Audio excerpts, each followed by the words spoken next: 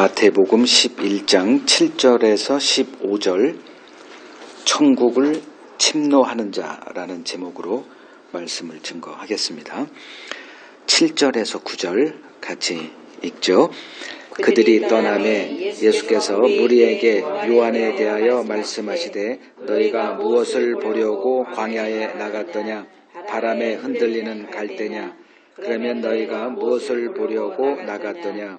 부드러운 옷 입은 사람이냐? 부드러운 옷을 입은 사람들은 왕궁에 있느니라. 그러면 너희가 어찌하여 나갔더냐? 선지자를 보기 위함이었더냐? 옳다. 내가 너희에게 이르노니 선지자보다 더 나은 자니라. 지난주에는 이제 세례 요한에 대한 내용, 옥에 갇혀 있었던 세례 요한이 예수님에 대한 소문을 이렇게 전해 듣고 이제 실족할 위기에 이제 놓이게 되는 내용. 그래서 세례 요한이 참다 못해서 자기 제자들을 예수에게 보내서 당신이 약속된 그 그리스도가 맞는지 이제 물어보게 하죠.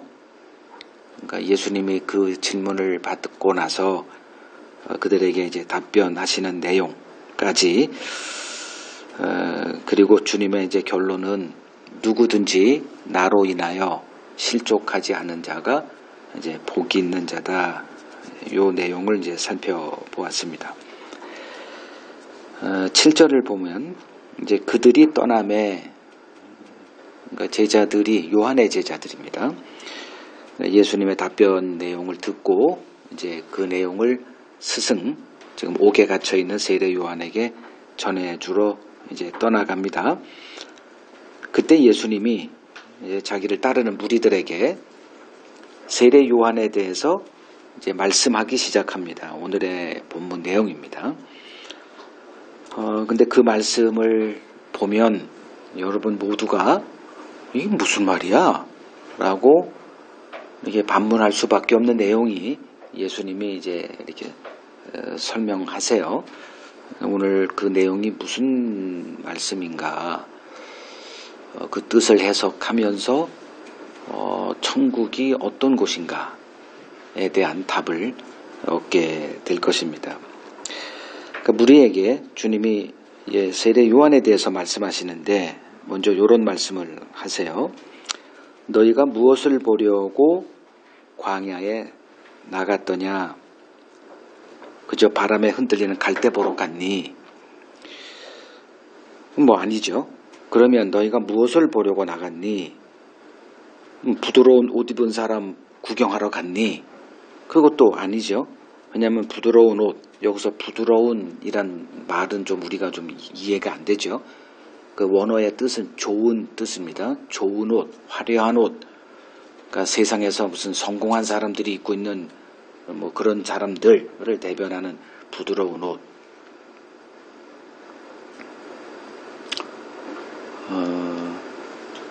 지금부터 정신 똑바로 차리셔야지.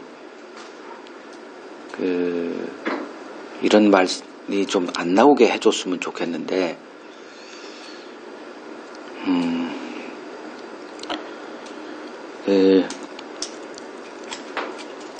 그러면 좋은 옷 입은 사람 구경하러 나갔니? 좋은 옷 입은 사람 구경하러 나갔니? 이 얘기는 너희도 출세하고 싶어서 교회 나왔니? 이런 소리랑 똑같은 거죠. 그것도 아니지 않느냐. 그러면 너희가 어찌하여 광야까지, 거기에는 좀 사족을 붙이면 그 척박한 광야까지 나아갔더냐. 선지자 보기 위해서가 아니냐. 자, 선지자는 뭘 하는 사람이에요? 하나님의 말씀을 대언하는 자지요. 즉 하나님의 말씀을 들으려면 선지자를 찾아가야만 합니다. 그러니까 이스라엘에 선지자가 등장했다는 것은 이스라엘에 하나님의 말씀이 실종되었다가 전제가 된 것이겠죠. 자, 이런 전제를 다 갖고 이제 주님의 말씀을 들어야 됩니다. 맞다. 너희가 광야를 나간 것은 선지자를 보기 위해서 나간 것 아니냐. 즉 하나님의 말씀을 여기서는 들을 수가 없기 때문에 광야까지 그 먼 거리를 불편함을 감수하고서라도 거기 나가서 뭐 볼 것 아무것도 없죠. 무슨 약대 털옷을 입었다느니 뭐 단정하지도 않은 사람이고,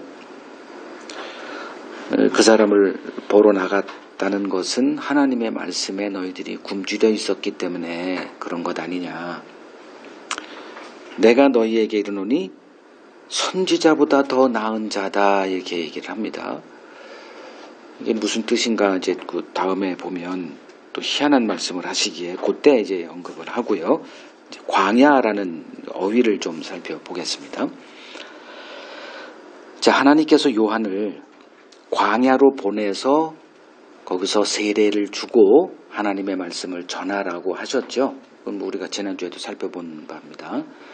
세례 요한이 누가 광야에서 말씀 전하고 싶겠어요. 오늘날 같으면은 뭐 좀 버젓한 교회 건물 하나 있고 강대상 있고 좀 이렇게 몇 평, 한 200평, 300평 되는 곳에서 에어컨 빵빵 나오고 여름에는, 겨울에는 이렇게 난방도 되고, 그리고 가족들이 이렇게 다 이렇게 좀 돼서 맞춤형 교육이 되는 그런 곳에서 다 하고 싶죠. 근데 하나님이 세례 요한을 광야로 내보냈단 말이에요. 그러면 하나님이 광야로 내보냈다. 여러분들 이제 구약 성경의 배경이 없으면 이건 해석할 길이 없어요.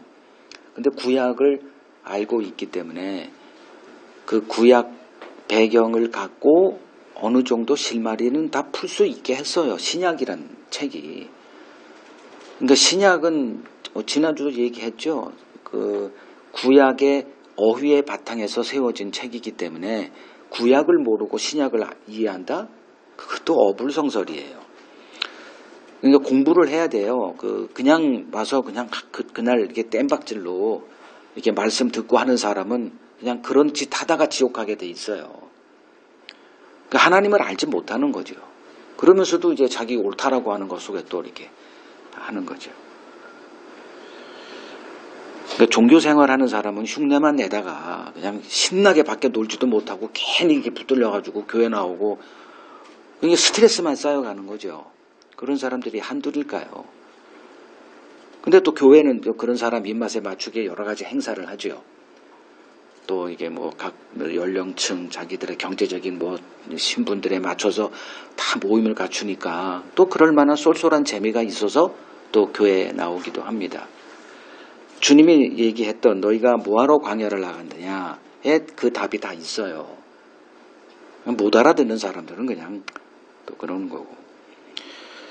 자, 하나님이 세례 요한을 이때에 광야로 내보내서 말씀을 선포하게 하신 이유는 하나님의 성읍이다라고 칭함받는 예루살렘이 애굽이 되어버렸기 때문이다. 자, 애굽은 세상을 비유하는 어휘입니다. 구약에서. 그러니까 하나님이 애굽에서 종살이하던 자기 백성을 끄집어내서 어디로 보내요? 광야로 이끌었죠. 그래서 광야에서 뭘 하십니까? 하나님의 말씀으로 그들을 양육하세요. 지금 그 일이 이제 벌어진 거죠. 예루살렘에 하나님의 말씀이 선포되고 있었다면 뭐하러 선지자를 보내고 또 광야라고 하는 곳으로 나갈까요? 그 어휘가 있기 때문에 알아듣게 한 거예요. 못 알아듣는 사람은 뭐 세례 요한 광야에서 선포한 사람, 뭐 시험 보면 100점 맞죠? 그게 무슨 의미가 있어요? 지금 예루살렘에서 이제 하나님의 말씀을 맡았다 뭐 얘기하는 율법학자, 뭐 성경학자, 뭐 오늘날 뭐 신학자, 목사들, 그들은 뭘 하고 있었냐? 하나님의 말씀을 이용해서 자신들의 견고한 이권 카르텔을 구축해 놓은 채 하나님의 집을 도적의 소굴로 만들어 놓고 있었습니다. 예수님이 얘기한 거죠. 요한복음 2장에. 좀 그만 좀 해먹어라 이제 그 소리 하신 거예요. 근데 인간의 욕망이 뭐 끝이 있나요? 가진 자는 더 가지려고 노력하고요. 그래서 예루살렘은 더 이상 하나님의 말씀이 선포되는 성읍이 아니었습니다. 그래서 하나님께서 자기 백성을 애굽에서 나오게 하신 후 광야에서 모세를 통해 하나님의 말씀을 듣게 하셨듯 지금 이스라엘을 예루살렘에서, 그러니까 하나님의 백성을 예루살렘에서 끄집어내서 광야로 보내 세례 요한을 통해 하나님의 말씀을 듣게 하신 것이다.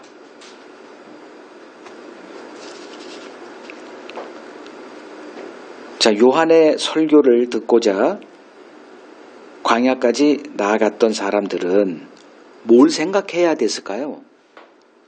왜 굳이 광야일까? 이 생각을 했어야 돼요. 예루살렘에 성경학자들이 넘쳐났죠. 예수님이 12살 때 부모들이 다 이제 갈릴리로 올라갈 때 자기는 예루살렘에 남아있을 때 뭐하고 있었어요? 성전에서 율법학자들과 논쟁하고 있었다 기록되어 있었잖아요. 그러니까 율법학자들을 그러니까 그들이 예수님의 지혜를 보고 깜짝 놀랬다 이 정도면 그 당시, 이건 조롱하는 말입니다. 그 당시 율법학자들이 어느 수준이었느냐. 12살 수준에도 못 미쳤다 이 소리 하는 거예요.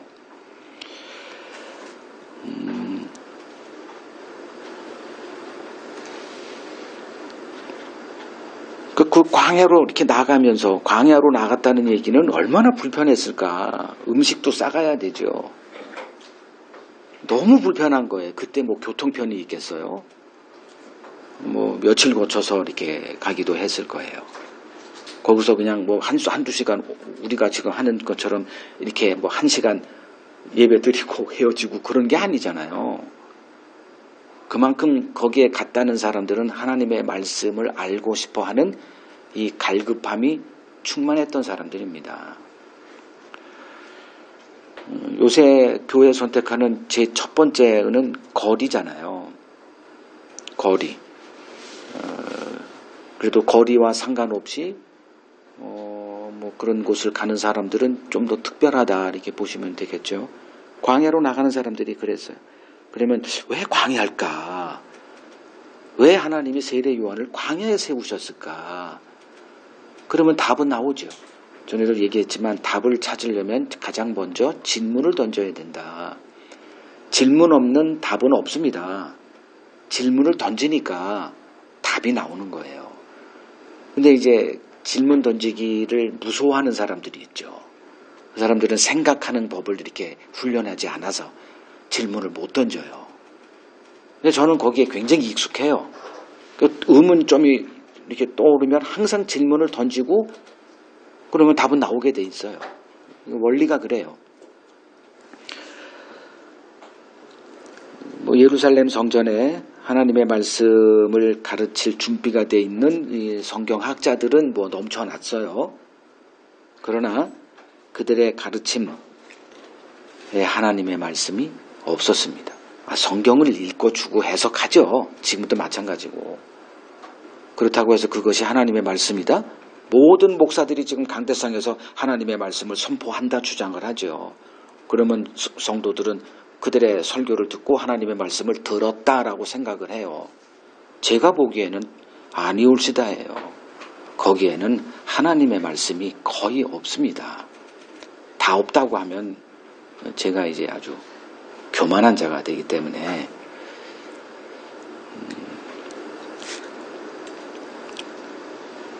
그래서 하나님께서 자기 백성들을 광야로 내보내서 하나님이 세우신 목자를 통해 하나님의 말씀을 듣게 하신 겁니다. 자, 인간이 세운 종교 체계가 있죠.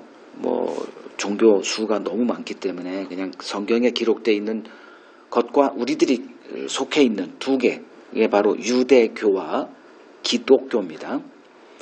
기독교는 유대교와 다르다라고 이렇게 자부심을 갖고 있어요. 유대교는 이미 정죄받았기 때문에 신약 성경에서. 그래서 기독교인들은 우리는 다르지.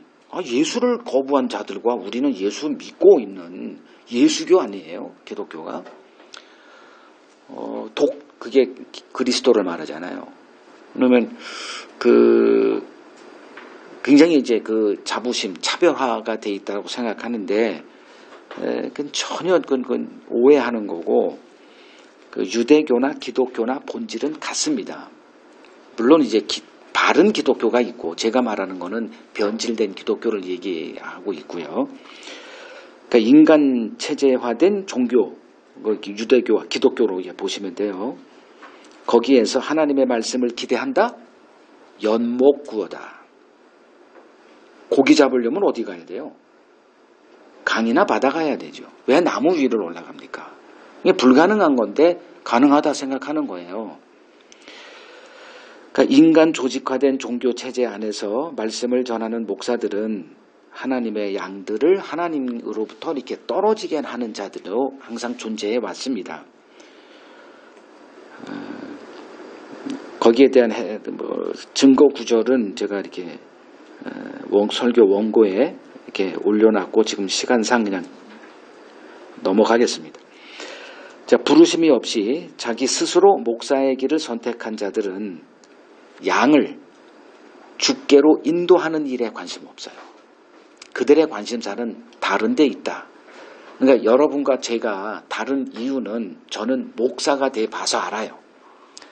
그러니까 목사가 돼 보지 않은 사람과 목사가 돼 본 사람의 이 차이를 이게 메꿀 방법이 없어요. 그러니까 기본적으로 성도들은 목사를 좀 더 성별화된 약간 신성까지 이렇게 부여하려는 속성이 있어요. 설마 거짓말 할까? 설마 사기칠까? 그러니까 순진한 생각으로 이렇게 자기를 이렇게 세뇌시키죠. 우리 목사님은 하나님이 보낸 목사가 맞을 거야. 라고 자기 암시화를 계속하며 듣기 때문에 뭔 소리를 해도 다 수용을 합니다.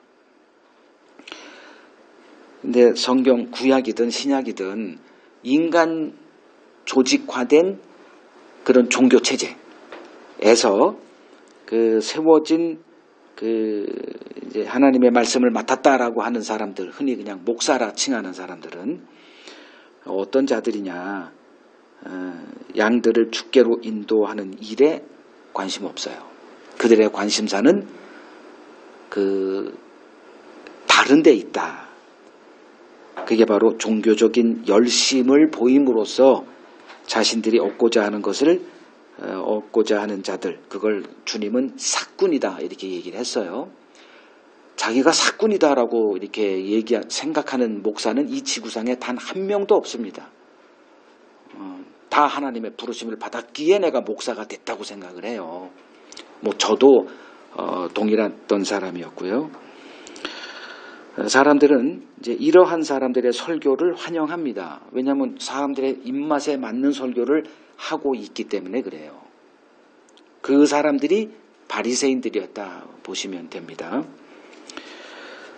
자, 기독교 내에 윤리 도덕적으로 참 귀감이 되는 설교를 하는 참신하고 개혁적인 목사들이 꽤나 있습니다. 저도 그런 분들을 좀 몇 명 이렇게 알고 있어요. 그분들의 설교를 들으면 저도 이렇게 푹 빠져들어가요. 왜냐하면 제 입맛에 맞거든. 그리고 틀렸다 할 수가 없어요. 한마디 한마디가 다 맞아요. 그리고 도덕적으로 옳아요. 누구라고 제가 얘기는 하지 않겠습니다.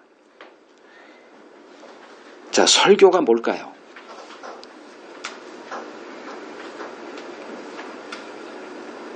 성경을 해석하는 거죠. 그럼 성경은 뭐를 증거하는 책이에요? 예수가 그리스도임을 증거하는 책이죠. 그냥 그거 하나예요. 그러면 예수가 이 세상에서 어떤 대접을 받았는가? 이제 여기서부터 질문을 던지는 거예요. 미움받았죠. 배척받고 완전 모독이란 모든 모독은 다 뒤집어 쓴 채로 밀려난 사람이에요. 그래서 십자가로 끝이 났고요. 그리고 부활은 몇몇 소수 사람들에게만 보여줬고 싹 사라져 버렸어요. 그러니까 신화 아니냐. 세상은 내가 만약에 이 부르심이 없고 그랬다면 나도 그렇게 생각했을 거예요. 말이 안 되는 거예요. 기독교는. 그 진짜 왔다는 역사적인 증거도 부족해요. 뭐야 이거. 이 말이 안 돼요. 자, 예수는 세상에서 미움을 받았을 뿐입니다. 그리고 본인도 그렇게 선언했고요. 그리고 예수를 앞으로 이제 증언할 증인으로 세워질 제자들에게 주님이 다 우리가 배운 거잖아요. 몇 주 전에 그 마태복음 10장 24절 제자가 그 선생보다 또는 종이 그 상전보다 높지 못하나니 제자가 그 선생 같고 종이 그 상전 같으면 족하다. 집주인 즉 천국의 주인인 나를 바알세불 마귀라 하였거늘 하물며 그 집 사람이 너희들이랴 오죽하겠니. 이거 다 해석했던 거예요. 우리가 무슨 뜻인지. 자, 그러면 예수님이 세상에서 환영받지 못하고 미움을 환영받았을 때도 있었죠. 예수님이 뭐 다 처음부터 무슨 오병이어 기적할 때는 예수당 뿅 가가지고 예수를 강제로 쫓아가가지고 임금 삼고자 했던 적도 있죠. 그리고 지금도 마찬가지예요. 예수님의 그 이적들은 다 자기들에게 유익을 주는 거 아닙니까? 병을 고쳐주는데 싫어할 사람이 어디 있고 귀신 쫓아내는데 싫어할 사람이 어디 있어요. 그러니까 무리들이 항상 지금도 무리들에게 하는 얘기예요. 무리들이 누구예요? 예수가 좋다고 해서 따라오는 사람들이죠. 근데 예수님이 입을 열 때마다 이제 그 말씀이 선포될 때는 그게 불편해하고 불쾌하고 분노가 쏟아지고 뭐 좀 이렇게 안다라고 하는 자들, 성경학자, 뭐 제사장, 서기관, 바리새인, 사두개인 모두가 다 예수하고 척을 지고 예수를 죽여야만 되는 이 미움을 쏟아낸 그 미움을 받았던 분이 예수님이에요. 왜 그랬을까? 요한복음 7장 7절을 보세요. 요한복음 7장 7절 예수님이 자기 자신을 이렇게 표현하십니다. 세상이 너희를 미워하지 아니하되 나를 미워하나니 이는 그 이유는 그러니까 세상이 나를 미워하는 이유는 내가 세상의 일들을 악하다 증언하기 때문이다 이거예요. 그러니까 세상이 너희를 미워하지 아니하되 그러니까 너희라는 거는 세상에 속한 자들이니까 세상을 정죄할 리가 없잖아요. 자기 얼굴에 침 뱉는 일을 누가 합니까? 그러니까 너희들은 세상 입맛에 맞는 것을 이렇게 하고 좀 더 뛰기 위해서는 윤리도덕적인 그런 삶을 보여주면서 뭐 할 텐데 너희를 뭐하러 미워하냐? 윤리도덕적인 설교하는 사람을 누가 미워해요? 그런 법이 없죠. 근데 예수님의 설교는 윤리도덕적이에요, 많이. 그 기독교 윤리라는 게 있거든요. 이거 나는 참 기독교가 얼마나 타락하면 기독교 윤리라는 것이 나올까. 윤리는 뭐예요? 인간이 중심이 된 인간 행복을 위한 그 체제가 바로 윤리도덕이거든요. 예수님의 설교를 잘 들어보면 그냥 대충 보면 윤리도덕적인 것 같아요.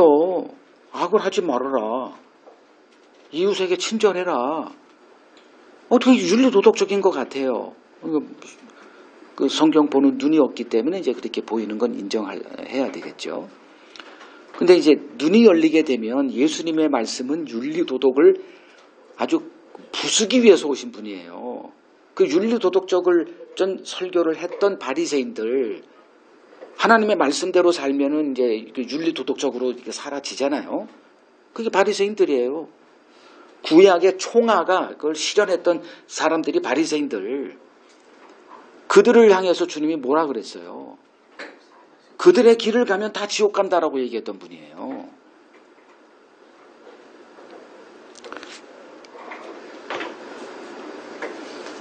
그러면 우리가 그 예수를 본받고 예수님이 갔던 길을 이제 가자라고 하는 게 기독교 아닙니까? 그러면 예수님이 가는 길은 어떤 길이에요? 성공의 길이 아니고 세상에 존경받는 길이 아니고 세상에 중상 모략을 당하고 비방을 당하고 미움을 당하는 그 길이다. 쯤은 좀 알고나 신앙생활 하자는 거 아닙니까? 근데 이런 얘기를 하면 이게 사람들의 입맛에 맞지 않잖아요. 그러니까 하나님의 부르심을 받고 확 눈이 뒤집혀진 사람들 제외하곤 대부분이 그런 사람들 아니에요? 다 입맛에 맞는 설교 하잖아요. 윤리도덕으로 명품 설교니 뜨는 사람들 다 들어보잖아요. 누구라고 얘기 안 할 거예요. 갑자기 내 인기도 동달아 추락하니까. 저도 그런 사람들 설교를 들어보면 그냥 이렇게 허접하게 그냥 막 설교하고 돈 내라고 하는 그런 그 약장사 같은 목사들이 뭐 태반인데 그 사람들보다는 한참 위라는 거는 다 인정을 해요. 그리고 서로 이렇게 그 사람 좀 추천하고 자녀들에겐 또 나는 비록 여기에 이렇게 장로 받고 집사 권수 안수 받았기 때문에 못 떠나지만 너는 그 사람 설교 들어라 할 정도로 귀감이 되는 그런 설교하는 사람들이 있거든요. 제가 가장 우려하는 사람들이 바로 그런 사람들입니다. 그냥 약장사 같이 하는 설교하는 사람들은 그냥 어느 정도 이렇게 사람들이 볼 때 아이고 이렇게 그렇게 되는데 이 사람들은 그렇지가 않아요. 세상 사람들도 기독교에 이런 사람들이 있어. 기독교 괜찮은 종교야. 이런 사람들. 그래서 주님이 오셔서 하신 그 가르침의 핵심 내용은 뭐냐? 인간을 해부하는 거라 그랬잖아요. 인간이 인간을 스스로 해부하지 못하기 때문에 해부하는 거예요. 해부. 우리가 지금 살고 있는 이 지구라는 것도 우리가 보여요? 우리 눈에? 너무 커서 안 보여요. 그죠? 얼마나 빨리 이 태양을 공전하는지도 모르죠. 자전하는지도 모르죠. 우리는. 너무 크니까 안 보이는 거예요. 그러니까 주님이 오셔서 던진 그 담론이라고 그러죠. 너무 크니까 이게 안 보여요. 무슨 소린지. 그래서 가르치는 분이 따로 있다라고 하는 거예요. 성령을 보내주겠다. 진리의 영을 보내주겠다. 그가 너희들을 가르칠 것이다. 그분의 가르침 없이는 그냥 우리 수준, 인간의 수준에서 그 최대치가 아마 윤리 도덕적인 걸 겁니다. 그러니까 뭐 불교에서 뜨는 그 스님들이 몇 분 있죠. 그분들의 설교랑 기독교의 뭐 예수 뭐 이런 것들을 빼버리고 하는 본질적인 내용은 거의 동일하지요. 자, 이러한 것 때문에 예수님이 이제 미움을 받게 된 거죠. 그래서 앞으로 나를 증거할 제자들을 향해서 주님이 너희가 나로 인하여 모든 사람에게 미움을 받게 될 것이다. 이거는 이제 제자들이 예수를 따르는 이유와 이제 배척되는 것이기 때문에 제자들에게도 동일한 일이 우리들과 어떤 일이 벌어져요. 예수님이 이런 말씀을 던지면 이쪽 귀로 들었다가 그냥 쑥 뽑아내는 일만 했던 거예요. 나중에 이제 성령이 와서 예수님이 이렇게 하신 말씀 가운데 그들에서 이렇게 다 뽑아버린 것들을 다시 기억나게 한다는 게 바로 그런 내용입니다. 우리도 마찬가지죠. 듣고 싶지 않은 얘기는 그냥 듣고 다 버리잖아요. 그럼 남아있는 거 어떻게 던져버리면 하나도 없어.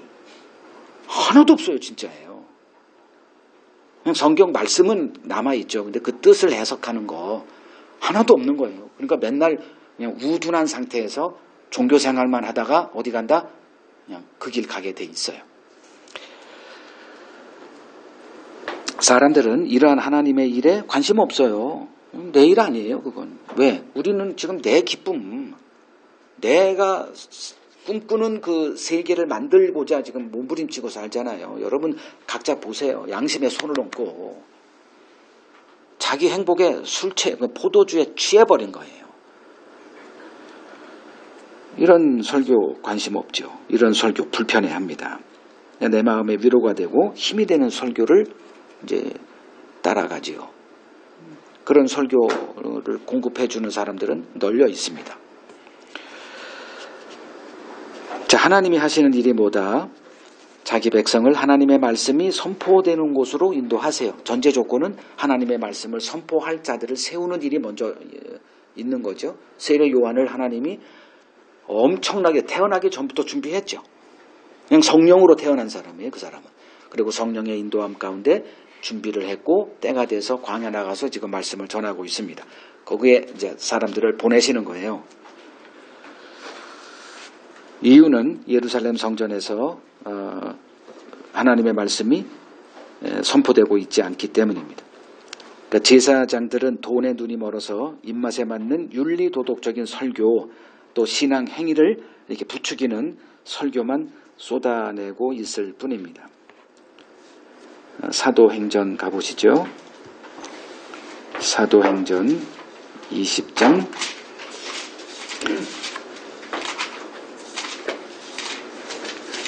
29절, 사도행전 20장 29절에서 30절, 사도 바울이 이제 그 예루살렘을 향해서 이제 나아갈 때 저희가 그곳에서 이제 해를 입을 것을 어느 정도 예측을 하고 에베소에서 세워진 그 장로들을 이제 불러서 이제 마지막 고별 설교 같은 식으로 이렇게 하는데 사실은 바울이 오판한 거죠. 그들에게 이제 여러 가지 얘기를 해요. 그 중에 하나가 요거예요. 내가 떠난 후에 살아온 이리가 여러분에게 들어와서 그 양떼를 아끼지 아니하며 또한 여러분 중에서도 제자들을 끌어 자기를 따르게 하려고 어그러진 말을 하는 사람들이 일어날 줄을 내가 안다, 이런 말을 합니다. 자, 여기서 29절에 일이 그 주님이 사용했던 어휘죠. 거짓 선지자들을 삼가라. 겉으로 볼 때는 양이나 양의 옷을 입은 일이다. 그걸 이제 어휘를 이제 쓰는 거예요. 그러니까 일이는 어떤 자들이에요? 일이가 등장할 때는 그냥 난 일이에요 이렇게 등장하지 않죠. 아니, 포장을 하고 등장한다 그랬잖아요. 그 포장이 뭐다? 경건함으로 포장하죠.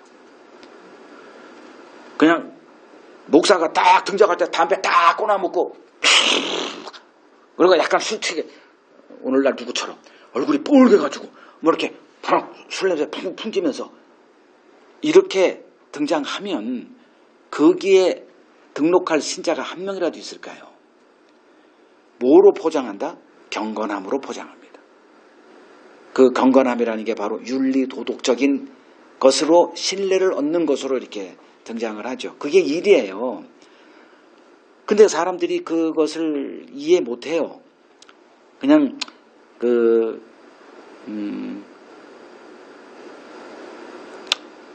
퉁친다고 얘기를 해야 되나?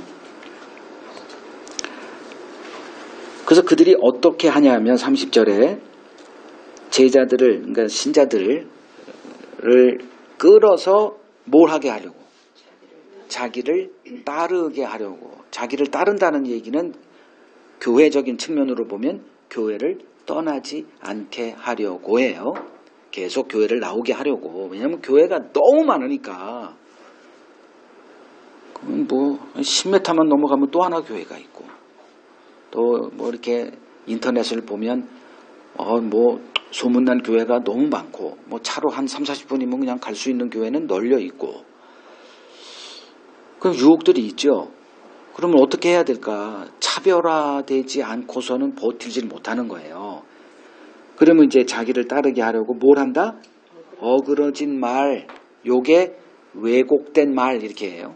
그러니까 하나님의 말씀을 비꼬아서 그걸 다른 복음, 신약에 나오는 다른 복음이에요. 이 어그러진 말을 하는 이유는 뭐예요? 복음을 전하면 불쾌하잖아요. 괜히 위로되는 말 듣고 왔는데 기분 나쁜 거예요. 그러니까 어떤 얘기를 하느냐? 명품 설교를 하는 거예요. 윤리 도덕적인, 누구나 다 이렇게 부모들이 자녀들을 데려와서 듣게 하는 듣게 하고 싶어하는, 그죠?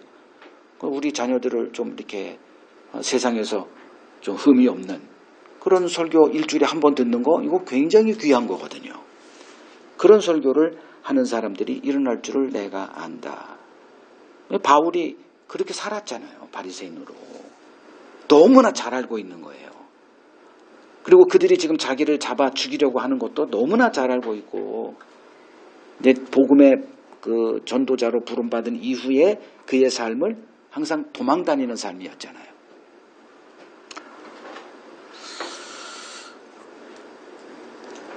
그러니까 인간의 의의를 부추기는 설교를 하는 자들이다. 이렇게 보시면 돼요. 그런 자들이 이제 예루살렘 성전을 장악하고 있었고, 그런 자들의 설교를 들으면서 그들은 점점 지옥 자식들로 세워져 가고 있었던 겁니다. 그래서 이제 하나님께서 자기 백성들을 척박한 광야로 내보내서 하나님의 말씀을 세례 요한을 통해서 듣게 하신 겁니다. 이게 하나님이 하시는 일이에요. 그래서 오늘날도 하나님의 말씀이 실종된 교회 가운데에서도 또 하나님이 자기 백성들을 하나님의 말씀이 선포되지 않는 곳에서 불러내요. 요한복음 10장의 내용입니다. 각각 자기 이름으로 불러내요. 그들의 이름을 불러서, 그리고 그들을 어디로 보내느냐? 광야로 보내요. 그래서 광야로 보내서 거기서 생명의 꼴을 얻어먹게 하십니다. 그래서 8절에서 말하는 너희가 부드러운 옷 입은 사람 보러 나갔니? 할 때 좋은 옷 입은 사람, 좋은 옷을 추구하죠. 옷은 자기 신분을 상징하기 때문에 다 좋은 옷을 입고 싶어 해요. 즉 주님의 비꼼이죠. 주님도 예루살렘 몇 번 다녀가면서 다 봤어요. 갈릴리에서 사역하셨지만 태어나기도 하고 거기서 사셨고, 예루살렘 성전을 뭐 한두 번 가본 게 아니죠. 관찰을 한 거예요. 좋은 옷 입고 있는 사람들, 어떤 사람들, 주님의 눈에 하나님의 말씀을 이용해서 자기 배를 채우려는 사람들. 이런 사람들에게 이제 하나님의 말씀이 선포될 수 없죠. 오늘날 대형교회도 마찬가지입니다. 그들이 얼마나 그 왕 같은 삶을 사는지 제가 왜 모르겠습니까? 한 400~500명만 모이는 교회라고 하면은 왕보다 나은 삶을 살 수 있는 게 이 교회예요. 그러면 그러한 자들에게서 하나님의 말씀이 선포될 수 있을까 한번 스스로 물어보세요. 그게 가능한 일일까? 모르는 사람들은 뭐 그게 왜 못 가능해? 라고 말할 수 있지만 그건 애단초 불가능한 일입니다. 이미 세상에 길들여져 있고 마음이 뺏겨 있는 그 목사 세계에 저도 발을 담가 봤기 때문에 이런 말씀을 드리는 거예요. 자, 이제 그 다음 구절 보죠. 10절에서 15절, 10절에서 15절 읽습니다. 기록된 바 보라, 내가 내 사자를 내 앞에 보내노니 그가 내 길을 내 앞에 준비하리라 하신 것이 이 사람에 대한 말씀이니라. 내가 진실로 너희에게 말하노니 여자가 낳은 자 중에 세례 요한보다 큰 이가 일어남이 없도다. 그러나 천국에서는 극히 작은 자라도 그보다 크니라. 세례 요한의 때부터 지금까지 천국은 침노를 당하나니 침노하는 자는 빼앗느니라. 모든 선지자와 율법이 예언한 것은 요한까지니 만일 너희가 즐겨 받을진대 오리라 한 엘리야가 곧 이 사람이라. 귀 있는 자는 들을지어다.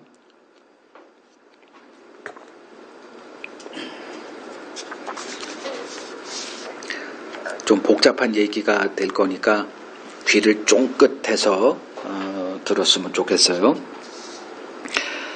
자, 10절에 기록된 바, 여기서 기록된 곳이 어디인가 누구나 다 알 수 있을 거예요. 말라기서 구약의 제일 마지막 책이죠. 4장 5절 6절을 인용하고 계십니다.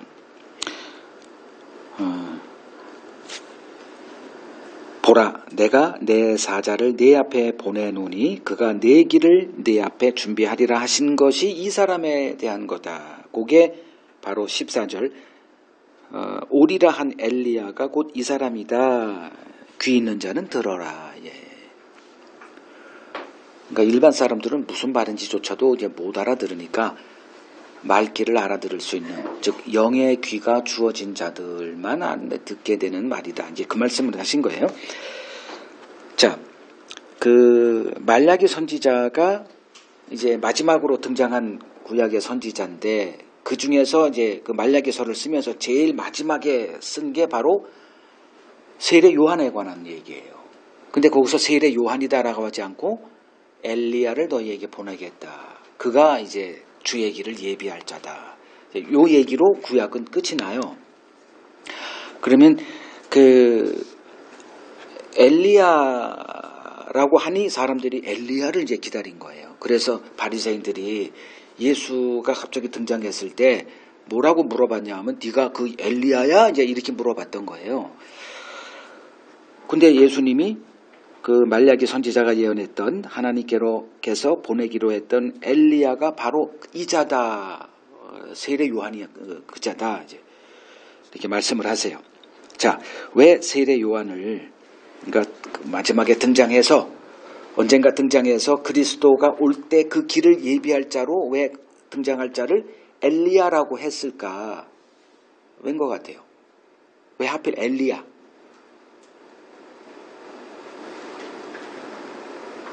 그리스도가 등장할 그 시기에 이스라엘의 상태가 엘리야가 사역했던 그 이스라엘의 상태와 동일하기 때문에 그렇습니다.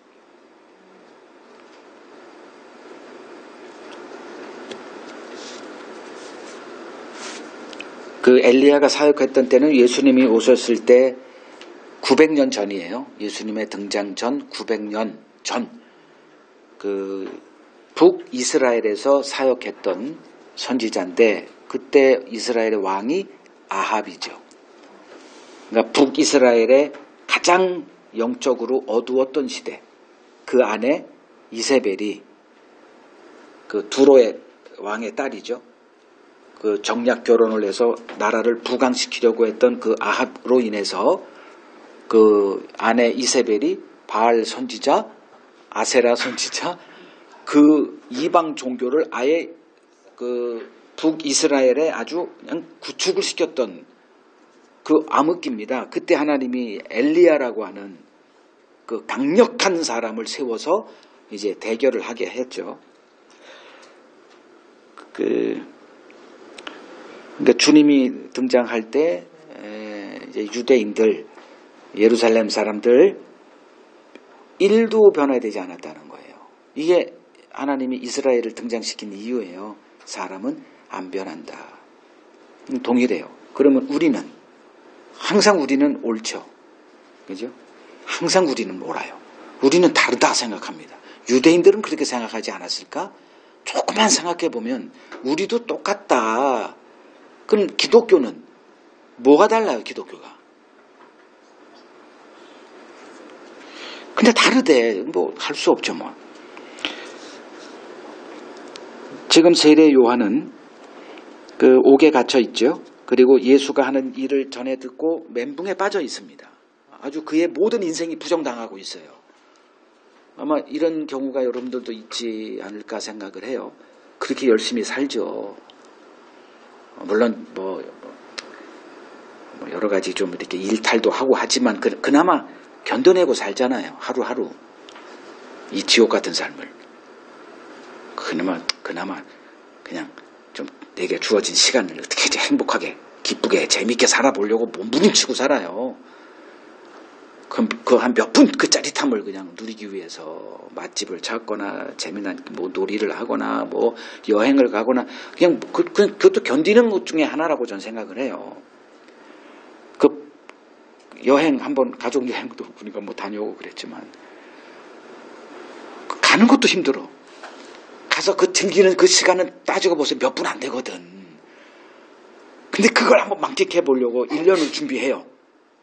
그리고 피곤한 상태로 돌아와. 그리고 또 그 후유증 걸 겪고 막 그 힘든 그 하루하루의 삶을 견디고 살아가는데 그 모든 것들이 다 이렇게 부정당하는 그런 것들 앞에 세례 요한도 마찬가지예요. 예수가 그리스도이다라는 것을 이제 이거 됐어 이제 절정의 순간에 감옥에 갇히고 그 예수가 자기가 생각했던 그리스도가 아니다라는 그 생각에 이르렀을 때 이걸 실족이라고 하거든요. 완전히 절망 아니겠어요? 내가 준비했던 모든 것들이 다 헛수고였다. 뭐 이런 것들. 세례 요한이 지금 그런 지경이에요. 그 지금 멘붕에 빠져 있잖아요. 그런데 예수님이 요한에 대해서 어떻게 얘기를 하냐 하면 그 11절에 여자가 낳은 자 중에 세례 요한보다 큰 이가 일어난 적 없어. 이런 얘기를 해요. 자, 이게 와닿습니까? 세례 요한 이전에 우리가 아는 구약 인물만 하더라도 세례 요한이 뭐 했어요? 뭐 한 거 솔직히 별로 없어요. 그냥 광야에 나가서 석청 먹은 게 대단합니까? 그 거지 같은 뭐 낙타 옷을 그게 좋은 건지 나쁜 나 솔직히 모르겠어요. 근데 그걸 입고 있는 게 그렇게 잘한 거예요? 세례 준 게 뭐 그렇게 위대한 일입니까? 그 모든 선지자들이 다 물로 그거 안 했을 뿐이지 다 했던 얘기예요. 목숨을 걸고 그 영웅 같은 사람들이 엄청나게 많아요. 구약에. 근데 콕 집어서 여자가 낳은 이 중에 세례 요한 이보다 크니 없다라고 할 때 이 말이 수용이 돼요? 근데 이건 해석이 필요한 거예요. 그러면 예수님이 볼 때의 크니, 우리가 보는 크니 다르죠. 인간은 뭘 보고 저 사람은 위대한 사람이야 이렇게 얘기를 해요. 뭐 이순신 같은, 뭐 김구 같은, 또 대박, 뭐 징기스칸. 아니 그만할게요. 뭐 이런 사람들 다 뭐예요? 업적이잖아요. 어떤 위대한 평범한 사람이 하지 못한 어떤 것을 이루었을 때 위대하다 이렇게 얘기하잖아요. 근데 세례 요한이 가장 위대하대. 그들 어떤 여자들이 낳은 자보다. 그러면 예수님이 볼 때 큰 이는 세례 요한이에요. 그럼 세례 요한이 다른 사람보다 다른 거 딱 하나 있어. 뭐예요? 응? 자신감 있게. 예수님이 오실 것을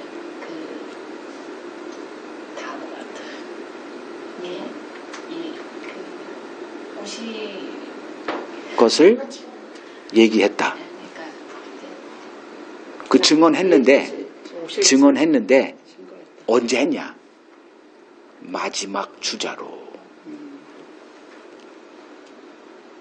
저 실마리는 다 드렸어요. 자, 구약의 선지자들 세례 요한 빼놓고 나머지 선지자들. 그러니까 세례 요한 이전에 마지막 선지자가 누구였죠? 말라기죠. 몇 년 갭이 있어요? 400년 갭이 있죠. 그러니까 그 이전에 했던 사람들, 그 1446년 그 애굽에서 출애굽한 그 이후부터 등장했던 많은, 그러니까 모세로부터 시작된 말라기까지의 선지자들과 세례 요한을 이제 비교하는 거예요. 근데 구약 시대에, 즉 믿음이 등장하기 전 율법 신앙에서의 그 시대에 있기는 매일반이에요. 그래서 여기서 뭐라고 나와 있냐면 13절에 모든 선지자와 율법이 예언한 것은 요한까지, 그러니까 요한도 포함된다 안 된다? 포함되는 사람이에요. 그래야 이게 이해가 돼요. 이 시대에 하나님이 구분을 하신 그거. 그러면 구약의 선지자들은 예수를 증거했던 사람들이잖아요. 예수 이렇게 한 게 아니고 그리스도, 그 신약은 그 예수가 그 그리스도다, 이게 신약이고, 구약은 그리스도를 소망하자, 우리로는 안 된다, 이게 선지자들이 얘기했던 거예요. 그러니까 선지자들 아닌 자들은 우리가 할 수 있다. 이게 바로 율법을 잘 지켜서 우리 의로 천국 갈 수 있다라고 했던 사람들, 선지자들이 등장해서 이걸 싹 무시했던 거죠. 예수님이 와서 한 게 바로 그런 거고요. 그럼 그들은 그리스도를 내다보게 하는 손가락이었다. 근데 손가락이 어디서 가리켜?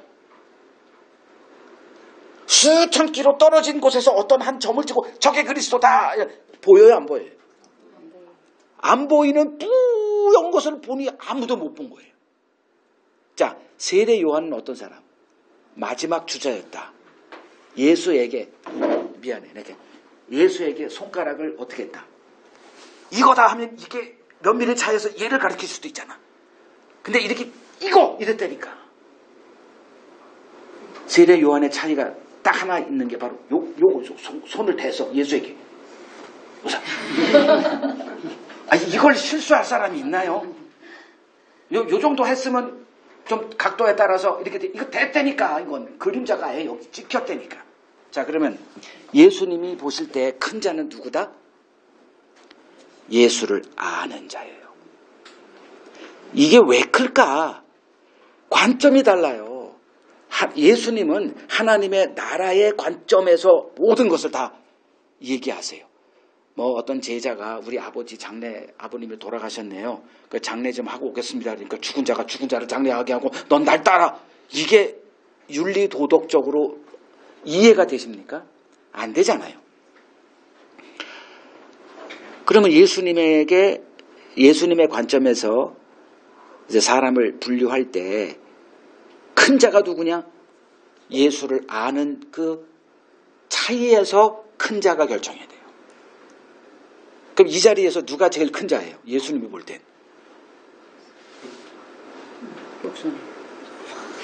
아유, 그렇게 단정하면 나는 2단 교주가 되고. 그러니까 예수를 가장 많이 아는 자가 예수님에겐 가장 큰 자예요. 왜? 예수가 뭐기 때문에? 천국의 열쇠이기 때문에 그렇습니다. 지식 자랑하는 게 아니에요.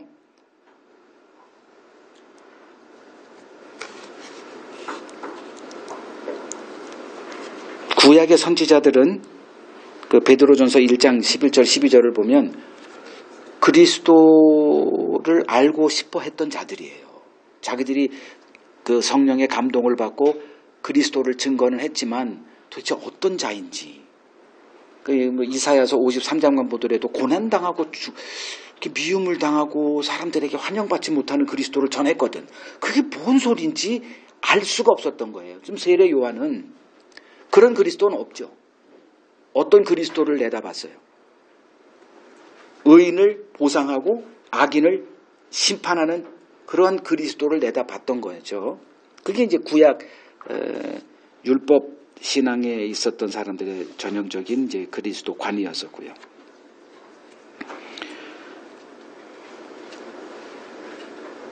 고린도전서 요것만 좀 한 번만 더 설명할게요. 고린도전서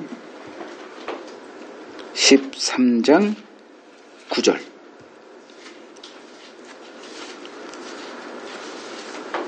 고린도전서 13장 9절에서 10절. 우리는 부분적으로 알고 부분적으로 예언하니 온전한 것이 올 때에는 부분적으로 하던 것이 패하리라. 자, 부분적으로 알아요. 부분적으로 아는 게 좋을까요? 아예 모르는 게 좋을까요? 괜히 선무당이 사람 잡는다고 어설프게 아느니 아예 모르는 게 낫습니다. 근데 지금 구약에 있는 선지자들은 수천 킬로에서 이렇게 얘기를 해요. 예전에 우리 선조들이, 우리 한국 선조들이 달을 보고 달에 뭐가 있다 그랬어요? 토끼가 절구 빠고 있는 거로 이렇게 얘기했잖아요. 어설프게 아니까 이것이 그냥 이렇게, 물론 아름다운 얘기죠. 그냥 우리는 그냥 달을 볼 때 그 물리학적으로 보지 않고 이런 정서적으로 봤거든. 토끼가 사는 곳. 근데 부분적으로 알 때는 이런 일이 벌어져요. 자, 부분적으로 알아요. 이게 구약의 선지자들이 하는 거예요. 그러니까 세례 요한은 토끼 없어라고 얘기했어. 절구도 없고 거기 흙이야, 흙. 이걸 보았으니까 자기가 예수를 이제 이렇게. 근데 그게 무슨 뜻인지는 몰라요. 그게 세례 요한의 때까지다. 그 한계인데 10절 온전한 것이 올 때는 부분적으로 하던 것이 폐하리라. 이거 맞잖아요, 그죠? 예수라고 하는 그 온전한 것이 이제 왔어요. 그러면 여태까지 손가락질 하던 사람이 필요할까요? 아니, 내가 실체인 내가 왔는데 나를 가르치는 사람들에게 가서 설교를 듣는다? 이런 웃기는 일이 어디 있어요? 이건 없어지는 거예요. 그림자는 없어지고 실체인 나를 봐, 나. 너희들은 그림자를 보고 그림자는 형체가 그냥 이렇게 이거만 껍데기만 선만 있지 그 안에 뭐가 있는지 모르잖아요. 실체가 딱 등장했거든. 그럼 그림자를 이렇게 부분적으로 하던 것들은 없어져야 되잖아요. 그럼 부분적으로 하던 게 뭐다? 그리스도를 증거했던 구약의 선지자들, 그러한 설교들, 그건 이제 부분적으로 하던 것이 이제 온전한 것이 올 때는 없어져야죠. 그럼 온전한 것은 뭐다? 그리스도가 예수다. 구약의 이렇게 뿌옇던 것이 예수라고 하는 그 복음이 바로 여기서 말하는 온전한 것이죠. 그러니까 예수님이 복음 그 자체로 온 거죠.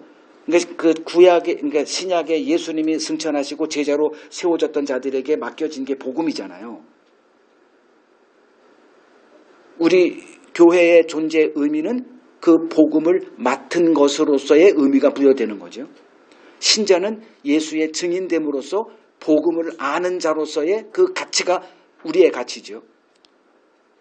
이게 예수님의 관점이에요. 세상 사람들에겐 이건 아무 가치도 없는 거죠. 내가 복음을 많이 안다?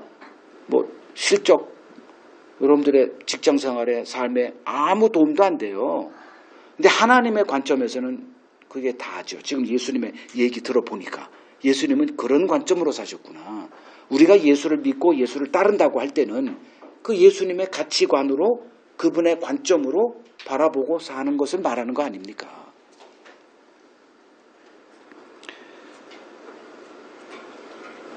자, 여자가 낳은 자 중에 세례 요한보다 큰 이가 일어남이 없다 하시고 또 더 큰 충격적인 얘기를 하시죠.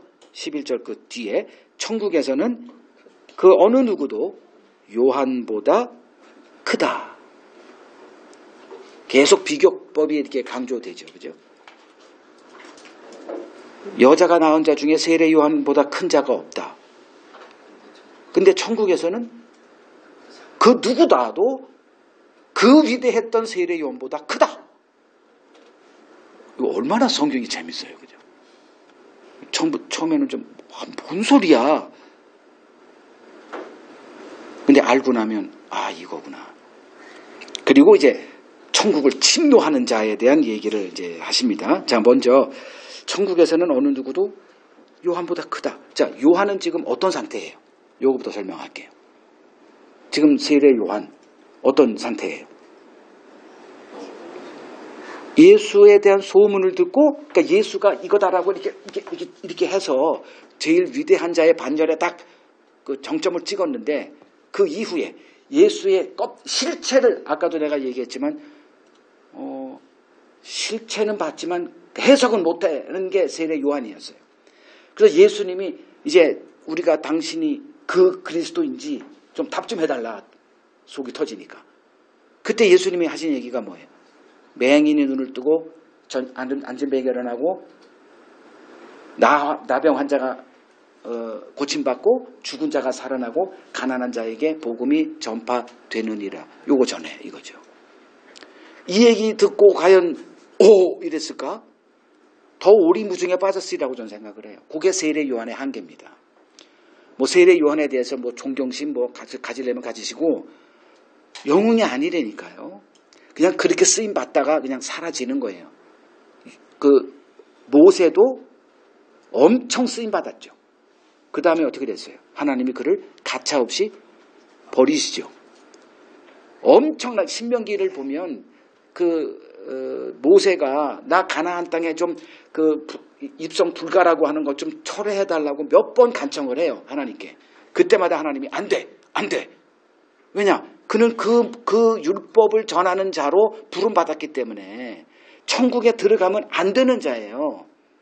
세례 요한도 율법 신앙이라고 하는 그 체제 속의 마지막 주자이기 때문에 어떻게 해야 돼? 예수의 실체를 알면 안 되는 자입니다. 그게 한계예요. 지금 그렇게 위대했던 그 세례 요한도 천국에서는 그 세례 요한보다 다 크다. 지금 그 말씀 하시는 거죠. 천국은 지식이나 우리 실력으로 가는 곳이 아니다. 뭐로 간다? 은혜로 되어진다. 제 아무리 예수를 증거하는 일에 헌신하고 많은 희생을 치렀다 해서 그것이 하나님 앞에 의로 인정받거나 천국에 더 좋은 곳을 차지하는 일은 없다.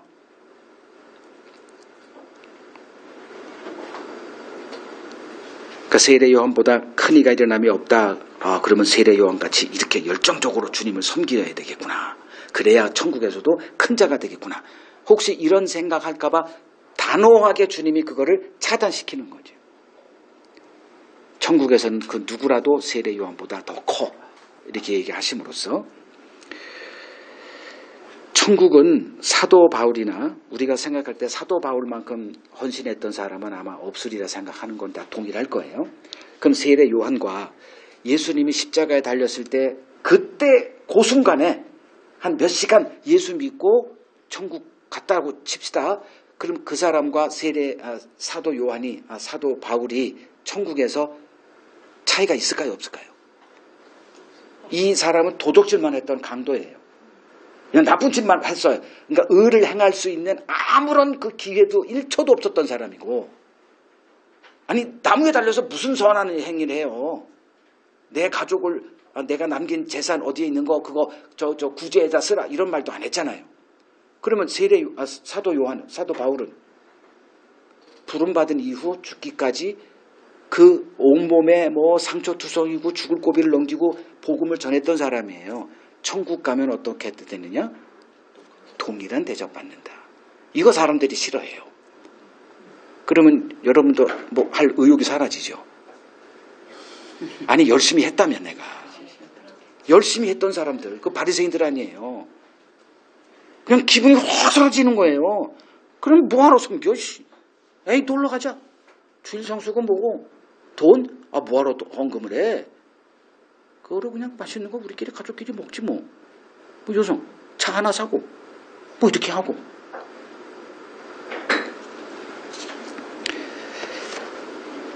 천국은 그리스도를 믿음으로 의롭다함을 얻은 자들의 나라다. 이게 예수님이 오셔서 하신 말씀이에요. 이게 사도들의 설교의 핵심 내용이고요. 그 선지자 가운데 가장 위대한 요한이라 해도 요한은 믿음이 등장하기 전 시대의 마지막 주자에 불과했다. 자, 이 말씀이 복음의 비밀에 눈이 열린 자들에게 얼마나 큰 은혜로 다가올까 한번 생각해 보라는 거예요.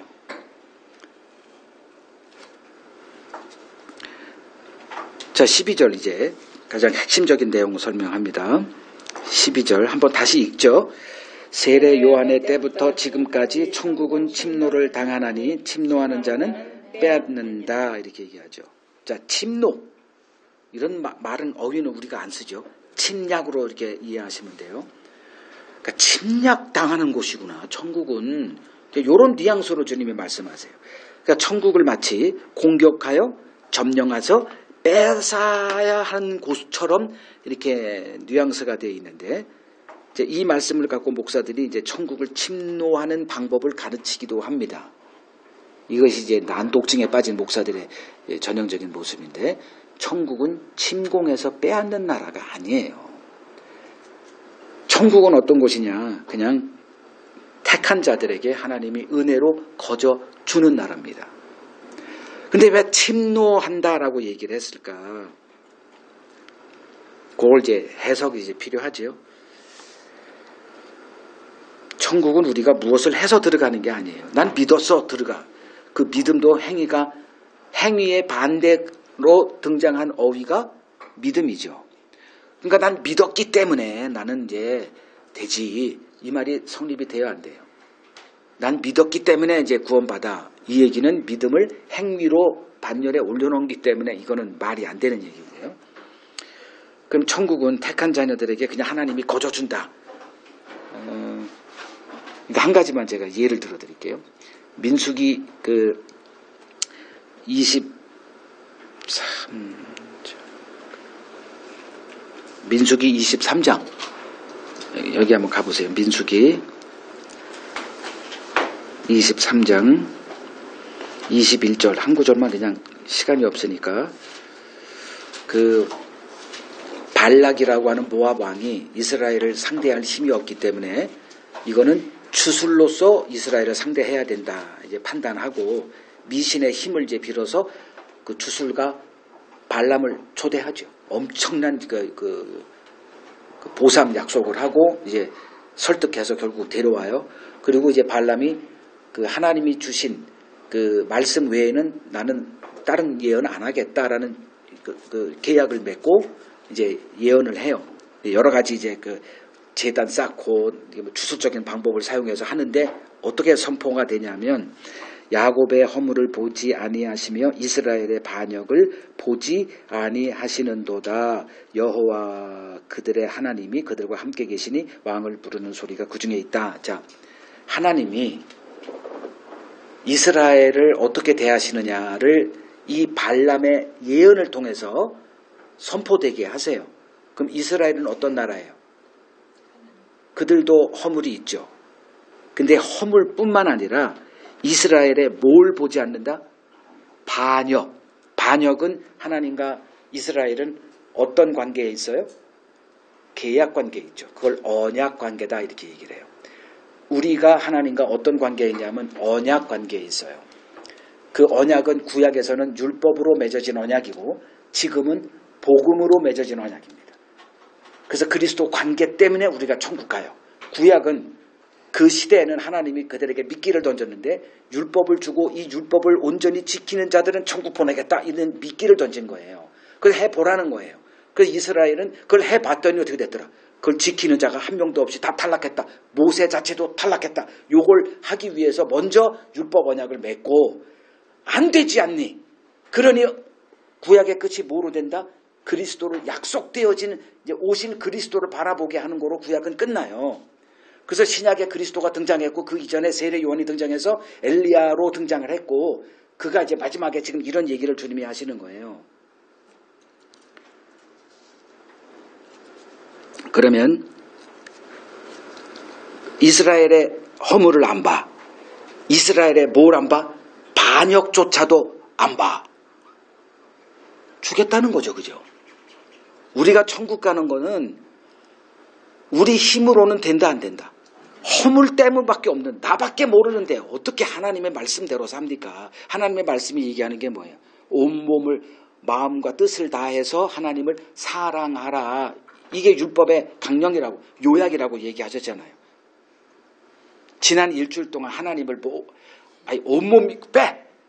그냥 단 1초라도 하나님 사랑합니다라고 생각한 적 있어요? 없어요? 답하지 말고 아유.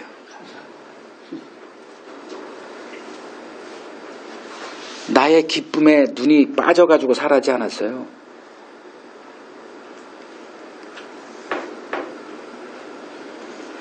근데 천국 간대.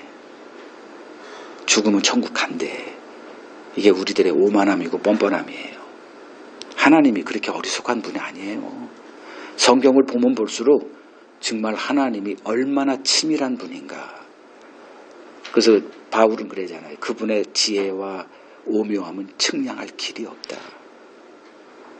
근데 뭐 알지도 못하면서 되게 아는 것처럼 나는 됐지 뭐 하는 이 모습을 하나님이 우리를 보고 계시단 말이에요. 자, 그렇다면 천국이 침노당하고 있다는 말은 무엇인가? 자, 세례 요한은 예수가 그리스도임을 증거했지만 정작 그 예수가 하는 일을 보고 그는 아니구나라는 생각을 할 수밖에 없었던 자입니다. 왜냐하면 율법 신앙의 관점에 머물러 있었던 구약의 마지막 주자였기 때문에 그래요. 그래서 13절에 선지자와 율법이 예언한 것은 요한까지다. 요한으로 이제 끝. 율법 신앙 대 시대는 그가 마지막 주자야. 그가 아무리 위대한 사람이야 할지라도 안 돼. 그 얘기 지금 하는 거예요. 그는 세례 요한은 죄인을 멸하러 오신 그리스도를 기다렸던 자입니다. 근데 막상 뚜껑 열어보니 예수님이 누구와 함께 있더라? 그 멸하기를 기대했던 그들과 함께하는 예수를 전해드는 거예요. 옥에서. 돌아버리죠. 이렇게 법 아래 있는 자들은 누구도 천국에 들어가지 못함을 가르치는 마지막 주자가 세례 요한이에요. 자, 천국을 침노하는 자는 그럼 누구를 말하느냐? 그래서 세례 요한의 때부터 지금까지 천국은 침노를 당한다. 그럼 그때까지 침노를 당하는 게 아니라 지금까지가 그 연재 계속 주님이 실체가 왔으니 그 실체가 선포되는 순간까지는 계속 침노를 당하는 거죠. 자, 천국을 침노하는 자란 복음을 듣고 죄인을 구원하러 오신 예수를 영접하는 자들을 말해요. 그걸 흔히 믿는 자 이렇게 얘기하는 거예요. 그게 예수 믿으면 천국 가? 이 말이 그렇게 간단한 얘기가 아니에요.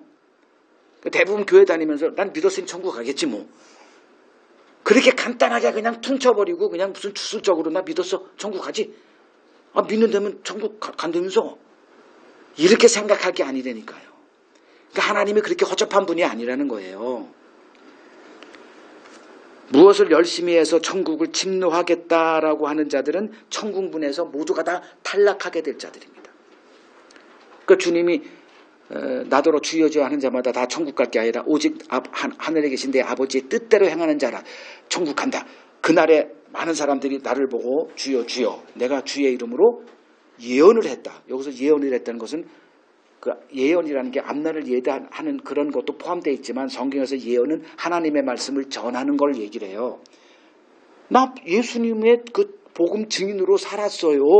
이 얘기를 하고 나 천국 들여보내줘요 하는 사람은 주님이 뭐라 그래요? 나 너 몰라 이 불법을 행하는 놈들아. 계약이 그게 아니야. 그 하나님의 나라 설계도도 보지 못해요. 제가 성경은 하나님 나라의 설계도다라고 얘기하는 게 그거예요.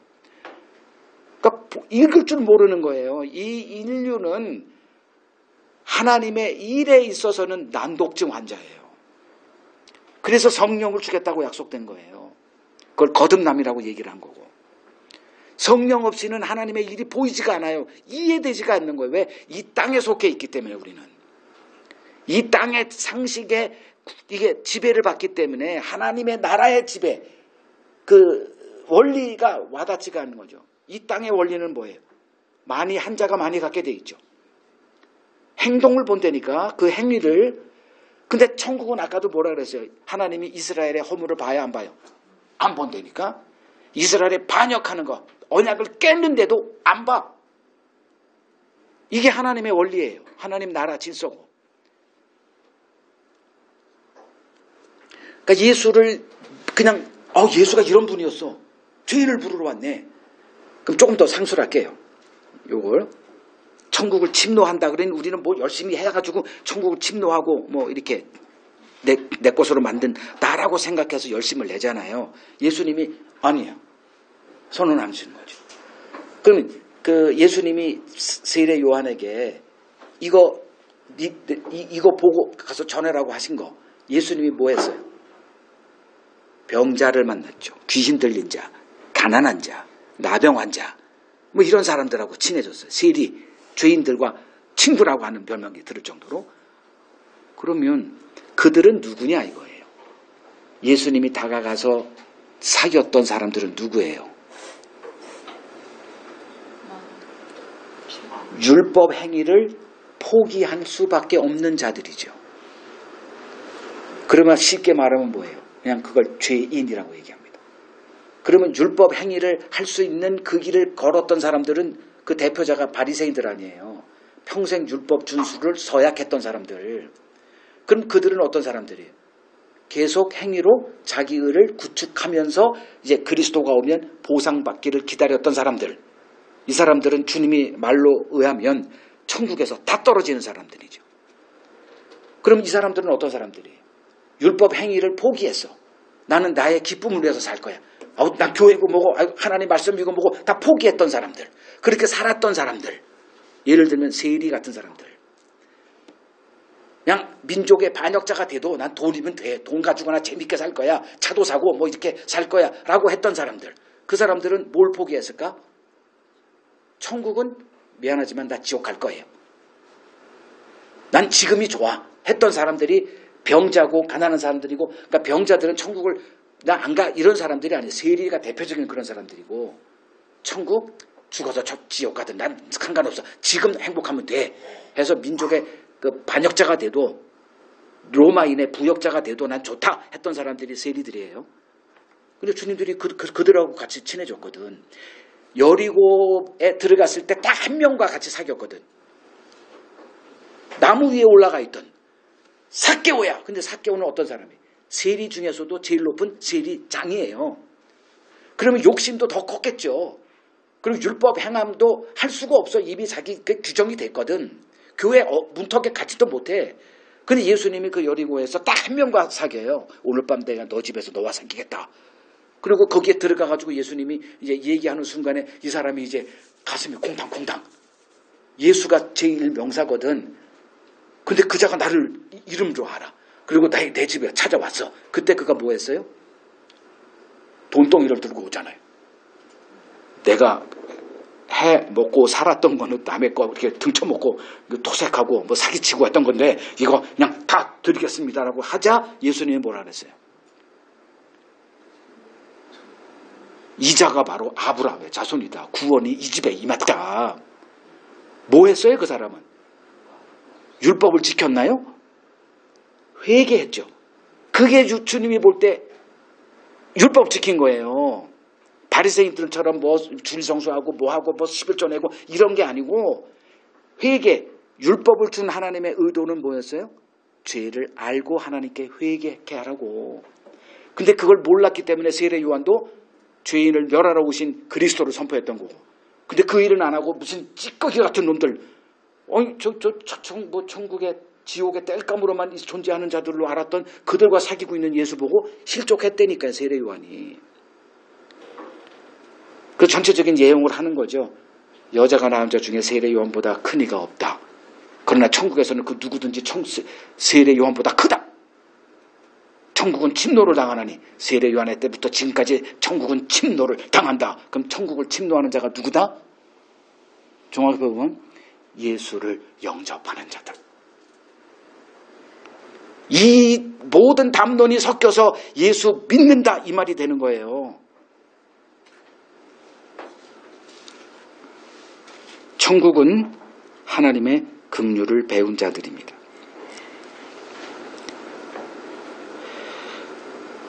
그들이 예수를 봤을 때 회개하면 천국이다. 이 예수님의 말씀이 기쁜 소식이 된 거죠. 그걸 복음이라고 얘기합니다. 단 한 번도 율법을 상대하지 않았어요. 포기했던 사람들. 천국까지도 난 안 되는구나. 포기하며 살았던 그들이 예수 앞에 서니까 소망이 생겨요. 나 같은 죄인도, 나 같은 이런 사람도 천국이 되는구나. 그래서 예수를 영접한 사람들. 이걸 보고 주님이 천국은 지금 침노를 당하고 있구나. 왜? 예수가 와서 복음을 드러냈거든. 천국의 비밀이 선포되기 시작한 거예요.